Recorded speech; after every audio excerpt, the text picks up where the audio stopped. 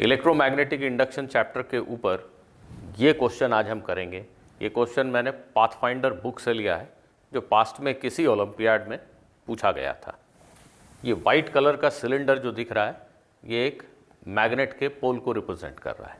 ये एक cylindrical magnet है, उसका एंड है ये। मान लीजिए नॉर्थ पोल है, बातचीत में आसानी के लिए। इस मैग्नेट के पोल के अराउंड एक कॉइल है। जैसे ये मैग्नेट है, ये नॉर्थ पोल है, इसके अराउंड एक कॉइल है जो मैंने पीले कलर से दिखाई है। ये कॉइल, आपने तार को ऐसे लपेटा और तार के दोनों एंड यहाँ पे आपको दिख रहे हैं। तो पीले कलर के कॉइल को हम एक बहुत ही छोटे एम्पलीट्यूड से मैग्नेट के पोल के पास ऐसा SHM कराते हैं। SHM का एम्पलीट्यूड A है और SHM की फ्रीक्वेंसी F है। इस पीले कॉइल को स्टेशनरी मैग्नेट के पोल के पास हम इस तरीके से सिंपल हार्मोनिक मोशन कर रहे हैं। कॉइल मैग्नेट के अराउंड सिमेट्रिकली रखा हुआ है। एम्पलीट्यूड ऑफ ऑसिलेशन जो है, it is very small, small in comparison to radius of the coil और small in comparison to radius of the cylindrical magnet. तो मैग्नेट या कॉइल के डायमेंशन की तुलना में उसके ऑसिलेशन का एम्पलीट्यूड काफ़ी छोटा है। तो जब हम इसको ऐसा चलाते हैं तो इसमें एक वोल्टेज इंड्यूस होता है, EMF इंड्यूस होता है, और उस वोल्टेज या EMF की जो पीक वैल्यू है वो V0 है, पीक वैल्यू माइंड यू। इस कॉइल में इंड्यूस होने वाला EMF जो हम इन दोनों पॉइंट्स के अक्रॉस महसूस कर सकते हैं, वो उसकी पीक वैल्यू V0 के बराबर गिवन है। क्या क्या दिया हुआ है? V0, amplitude of oscillation, frequency of oscillation, ये क्वांटिटीज आपको गिवन है। कॉइल का एक्चुअल डायमेंशन गिवन नहीं है। Now the coil is held stationary. अब क्वेश्चन कहता है कि कॉइल को मूव नहीं करेंगे, इसको स्टेशनरी रखेंगे पोल के पास में, ठीक। And a current is given to the coil, let us say current I is given to the coil, I given quantity है। How much force does the coil experience due to presence of this magnet, that is the question.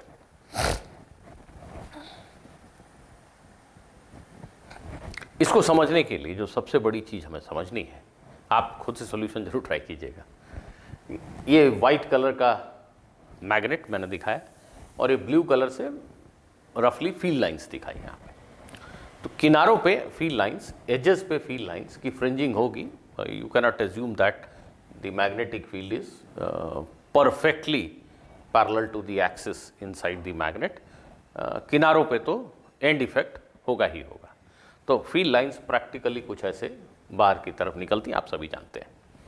यहाँ मैंने coil को यहाँ बना लो, यहाँ बना लो, एक साफ सुथरी जगह पे दिखाई दे इसलिए जस्ट पोल के बाहर यहाँ पे बना दिया। ये कॉइल की इंस्टेंटेनियस पोजीशन है और कॉइल इस तरीके से ऑसिलेट कर रहा है।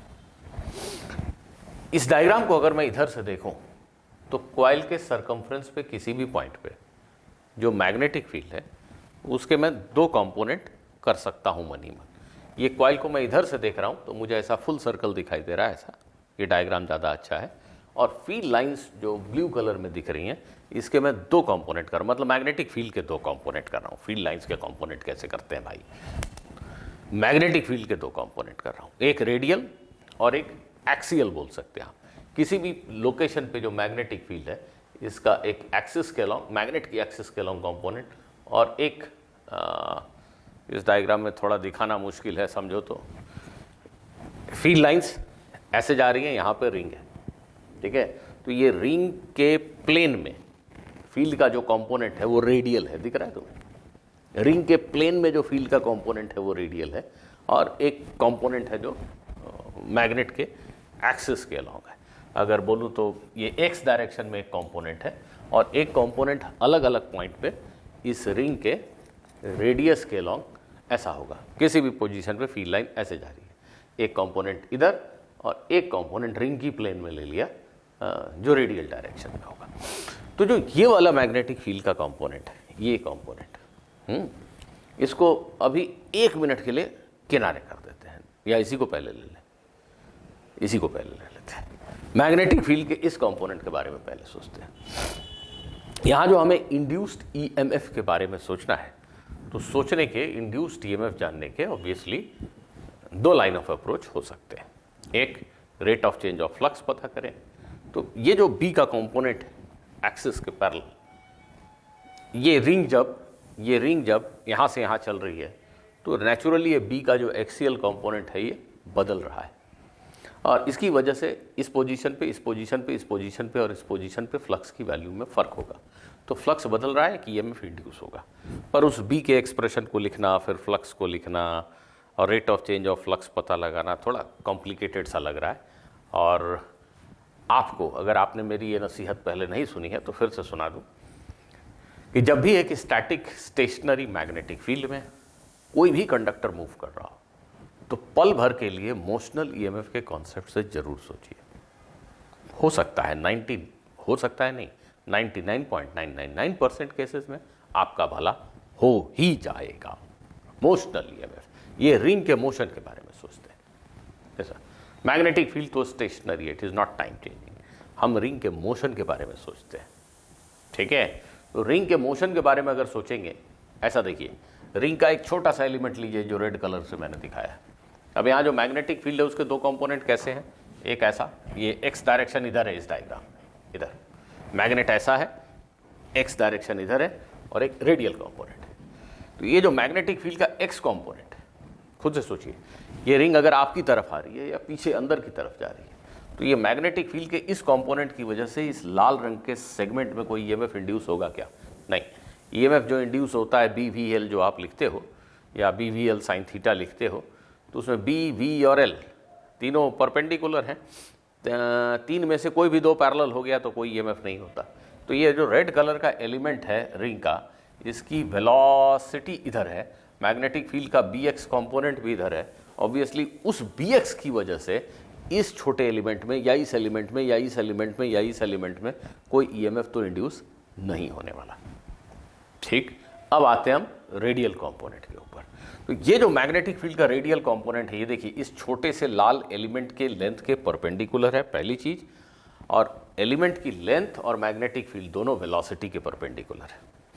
जैसे अभी हम बातचीत में आसानी के लिए मान लेते हैं कि रिंग की वेलोसिटी, रिंग बाहर की तरफ आ रहा है, ऐसे आ रहा है, मैं यहां से देख रहा हूं। इस छोटे से लाल कलर के एलिमेंट के बारे में सोचिए। लाल रंग का एक, लाल तो लाल बनाना पड़ेगा ना, ऐसे कैसे बच्चे समझ जाएंगे। लाल रंग का एक टुकड़ा है, इसकी वेलोसिटी तुम्हारी तरफ है, इसकी लेंथ ऐसी है, और यहाँ पे मैग्नेटिक फील्ड ऐसा है। इसमें जो ईएमएफ इंड्यूस होगा वो कैसे लिखते हो तुम? BVL, और ईएमएफ की पोलैरिटी अगर लिखनी हो तो V क्रॉस P।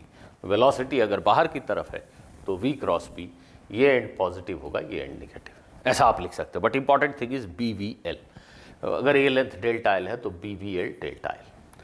अब ऐसे जितने भी लाल लाल एलिमेंट हैं इस रिंग में, सब में आप ऐसे ही सोच के देखिए, आपको दिखेगा कि सभी में एक ईएमएफ इंड्यूस होगा, plus minus minus plus minus plus minus plus, ऐसा सभी में ईएमएफ इंड्यूस होगा। तो पूरे रिंग में जो इंड्यूस ईएमएफ होगा वो कैसे मिलेगा? B radial V delta L का समेशन। तो हम अभी ये आसानी से मान सकते हैं, क्योंकि मैंने कहा क्वेश्चन में कि रिंग जो है वो सिमेट्रिकली प्लेस्ड है विथ रिस्पेक्ट टू मैग्नेट। तो रेडियल कंपोनेंट यहाँ यहाँ यहाँ हर जगह तो सेम ही है, वेलोसिटी हर जगह सेम ही है। तो BRV summation of delta L, summation of delta L मतलब circumference, circumference of the ring.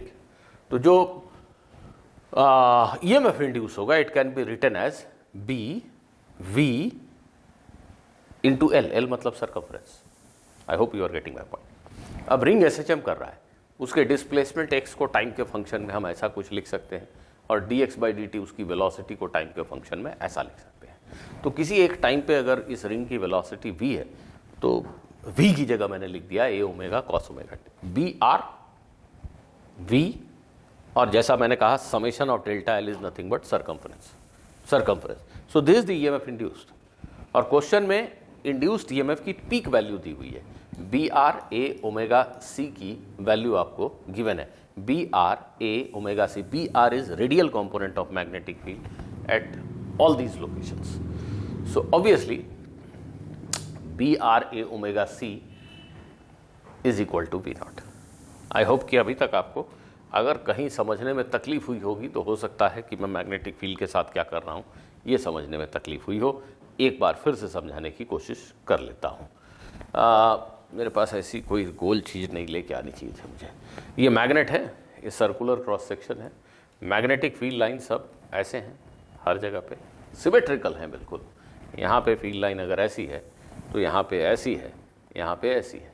यहाँ अगर एक रिंग प्लेस्ड है तो आप इमेजिन करो कि ये जो फील्ड लाइन है, ये फील्ड लाइन, इसके दो कंपोनेंट हम कर रहे हैं, एक एक्सिस के अलॉन्ग और एक उसके परपेंडिकुलर, मतलब रिंग की प्लेन में वो रेडियल डायरेक्शन में आएगा। कॉमन सेंस सोच के देखिए, ऐसा और ऐसा एक रेडियल कंपोनेंट कर सकते हैं ना।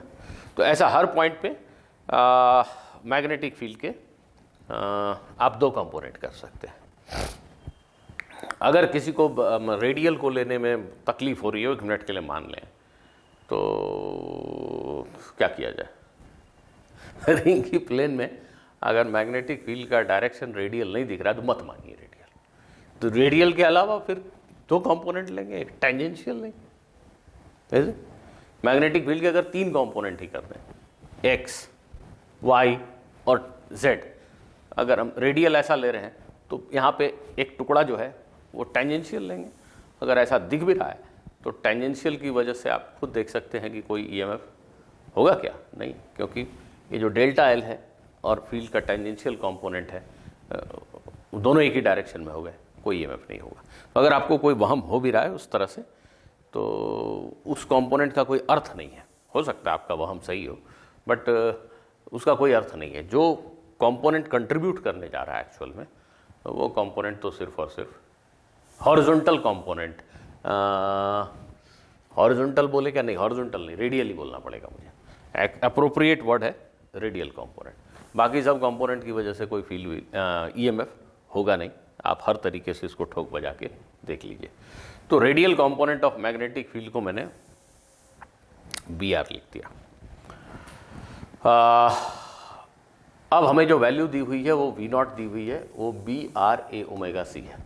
क्वेश्चन का नेक्स्ट पार्ट कहता है कि अगर हम इसको स्टेशनरी कर दें, रिंग को ना चलाएं, अब रिंग को एक करंट दे दें, तो उस पर मैग्नेटिक फील्ड में फोर्स कितना लगेगा? तो वो भी इमेजिन करना मुश्किल नहीं है। अब आप देखिए कि जो मैग्नेटिक फील्ड का, अगर इसको करंट दे दिया, सपोज इसमें ऐसे ही करंट फ्लो हो रहा है, मैग्नेटिक फील्ड का ये जो कंपोनेंट है, यहाँ पे अगर आप फिर से ऐसा एलिमेंट लोगे आई एल, या यहाँ पे ले लेते हैं आई एल, मैग्नेटिक फील्ड जो एक्स डायरेक्शन में आई एल क्रॉस बी, उसकी वजह से फोर्स रेडियल हो जाएगा। तो वैसा एलिमेंट यहाँ लेंगे तो I L cross B force नीचे हो जाएगा रेडियल, तो ये कैंसल आउट हो जाएंगे। तो जो मैग्नेटिक फील्ड का ये कंपोनेंट है ना, उसकी वजह से रिंग पे फोर्स भी 0 हो जाएगा। तो जो मैग्नेटिक फील्ड का रेडियल कंपोनेंट है, सिर्फ उसी की वजह से फोर्स भी होगा। अगर आप ध्यान से देखें तो कैसे होगा भाई? जैसे यहाँ एक छोटा एलिमेंट लिया आइडियल, तो I dl cross B, B R inward, यहाँ आइडियल क्रॉस बी आर कीजिए, ये भी इनवर्ड। तो सभी एलिमेंट के ऊपर बी आर की वजह से इनवर्ड फोर्स है। इस डायग्राम में ये हम ऐसे देख रहे थे, तो इनवर्ड मतलब ऐसा अंदर की तरफ अट्रैक्शन टाइप का फोर्स है, ठीक है। तो रिंग में अगर आपने एक फिक्स्ड करंट डाल दिया, तो जो फोर्स लिखेंगे हम, वो कैसे लिखेंगे? I L B. फिर से आप सोच सकते हैं, बहुत ही मुश्किल नहीं है। ये छोटा सा एलिमेंट लिया डेल्टा एल, तो इस पे फोर्स हो गया आई डेल्टा एल बी आर। अब बी आर सिमेट्री की वजह से हर जगह सेम है, आई हर जगह सेम है, तो समेशन करेंगे तो क्या आएगा? डेल्टा एल का समेशन। सारे फोर्स उसी तरफ है, सीधा एडिशन करना है। तो डेल्टा एल का समेशन क्या हो जाएगा? Circumference, I into circumference into B R, I into circumference into B R. ये फोर्स है। हमें इस क्वांटिटी की वैल्यू वी नॉट दी हुई है, इसका मतलब B R into C, B R into C की value V naught by A omega है, बी आर इंटू सी की value V naught by A omega है। यही हमारे क्वेश्चन का आंसर हो गया। ओमेगा की जगह आप 2 पाई एफ लिख दीजिए। आई होप कि मैं आपको ये क्वेश्चन एक्सप्लेन कर पाने में सक्सेसफुल रहा।